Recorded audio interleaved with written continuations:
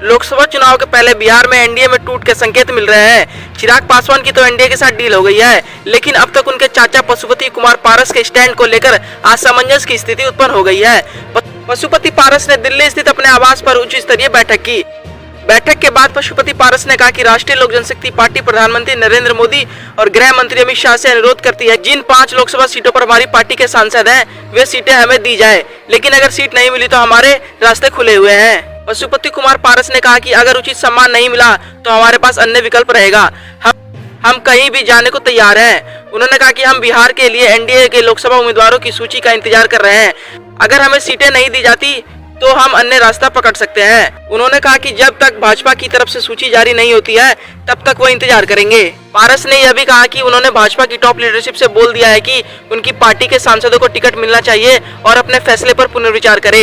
उन्होंने इस दौरान यह भी कहा कि वो हाजीपुर सीट से चुनाव लड़ेंगे। उसने कहा कि हमने एनडीए के साथ वफादारी के साथ मित्रता बढ़ाई है।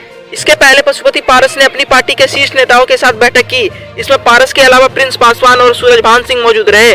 बैठक के बाद पारस ने अपनी आगे की रणनीति को लेकर साफ कहा, उन्हें अगर एनडीए में उचित सम्मान नहीं मिलेगा तो अन्य विकल्प तलाश सकते हैं। हालांकि उन्होंने ये नहीं बताया कि वो एनडीए छोड़ते हैं तो कांग्रेस राजद के साथ जाएंगे या नहीं।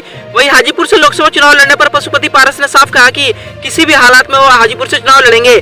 साथ ही हमारे तीनों सांसद पशुपति पारस, प्रिंस पासवान, चंदन सिंह भी चुनाव लड़ेंगे। बता दें कि 2 दिन पहले ही पशुपति पारस के भतीजे चिराग पासवान की भाजपा अध्यक्ष जेपी नड्डा से मुलाकात हुई थी।